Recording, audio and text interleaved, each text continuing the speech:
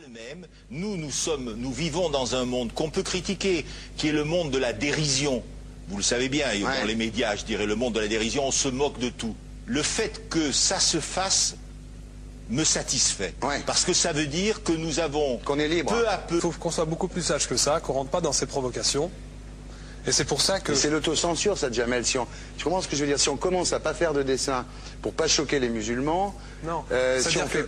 Pour moi, c'est de l'autocensure. C'est la fin de la liberté d'expression. Pour moi, la liberté d'expression, la liberté d'expression et le respect font partie, sont mariés ensemble. Oui, mais ça... Moi, je suis pour la liberté d'expression. Mais si je vais blesser une personne, pourquoi blesser la personne? Non, mais si moi j'ai envie de faire une caricature sur Mahomet ou sur un rabbin ou sur Jésus-Christ, il faut que j'ai le droit de le faire. Tu comprends? C'est ça la France. Quand tu sais que tu vas blesser 10 millions de personnes, pourquoi tu vas les blesser? Pourquoi? C'est la liberté, c'est ça. C'est la liberté de... Alors...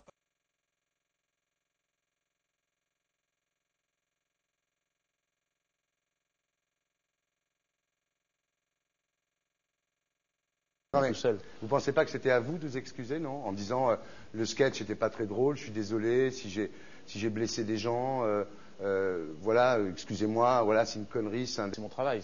Mais vous referiez pas le même sketch quand même? Mais le spectacle que je fais reprend en grande partie les lignes de ce sketch. Mais il y a un truc que je comprends pas sur cette affaire, c'est qu'à aucun moment vous avez senti le besoin de vous excuser et que vous en avez rajouté. C'est tellement surprenant, c'est tellement inadmissible que j'en suis choqué. Voilà. Dans un pays où on peut parler, on peut s'exprimer. Et là, pourquoi tout d'un coup, sur un sujet, on ne pourrait pas s'exprimer? C'est la seule chose que je Vous savez bien pourquoi on ne peut pas s'exprimer. Pourquoi? Parce que dans ce pays, on a envoyé pendant la guerre des juifs dans des chambres à gaz et que ça crée un petit problème quand même. Vous voyez ce que je veux dire? Mais dans ce pays, on a envoyé pendant 400 ans des centaines de millions de Noirs et pour 400 ans d'esclavage. Et pourtant, ça n'a pas empêché Michel Leb de faire un sketch qui m'a fait marrer, où il faisait un noir, puis à la fin, il faisait un singe, et en parlant des narines, en parlant des lunettes. En tout cas, lui, il n'a pas été interdit d'exercer son travail. Il a même eu la Légion d'honneur. Quelqu'un qui a toute sa famille qui a été exterminée dans un camp de concentration et qui voit quelqu'un à la télé qui dit Israël.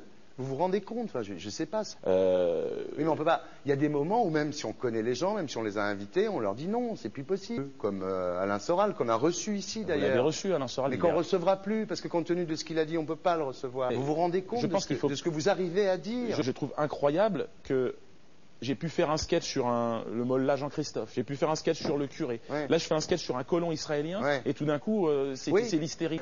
Non, moi je vous trouve, vous le savez bien, je vous ai toujours trouvé très drôle et en plus très bon comédien.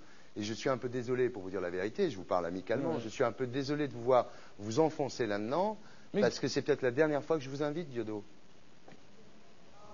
Si je ne suis plus invité, je ne serai plus invité.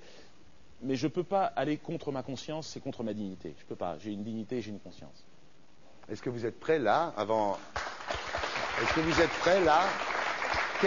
Quelles excuses êtes-vous prêt à faire là? Et c'est pour ça que... C'est l'autocensure, ça, Jamel. Tu comprends ce que je veux dire? Si on commence à pas faire de dessin pour pas choquer les musulmans... Non, c'est de l'autocensure. C'est la fin de la liberté d'expression. Pour moi, la liberté... Et là, pourquoi tout d'un coup, sur un sujet, on ne pourrait pas s'exprimer? C'est la seule chose que je Vous savez bien pourquoi on ne peut pas s'exprimer. Pourquoi? Parce que dans ce pays, on a envoyé pendant la guerre des juifs dans des chambres à gaz et que ça crée un petit problème quand même. Vous voyez ce que je veux dire? D'accord, mais si moi j'ai envie de faire une caricature sur Mahomet ou sur un rabbin ou sur Jésus-Christ, il faut que j'ai le droit de le faire. Tu comprends? C'est ça la France. Quand tu sais que tu vas blesser 10 millions de personnes, pourquoi tu vas les blesser? Pourquoi? C'est la liberté, c'est ça. Et là, pourquoi tout d'un coup, sur un sujet, on ne pourrait pas s'exprimer? C'est la seule chose que je Vous savez bien pourquoi on ne peut pas s'exprimer. Vous vous rendez compte de ce que vous arrivez à dire? C'est tellement surprenant, c'est tellement inadmissible que j'en suis choqué. Voilà. Vous l'avez reçu, Alain Soral. Mais qu'on ne recevra plus, parce que compte tenu de ce qu'il a dit, on ne peut pas le recevoir. Par un Néerlandais, musulman, même... Tous deux juifs... arrêtez, chaque fois que vous parlez de quelqu'un, de dire qu'il est juif ou pas juif ou machin, parce que ça va finir comme Le Pen.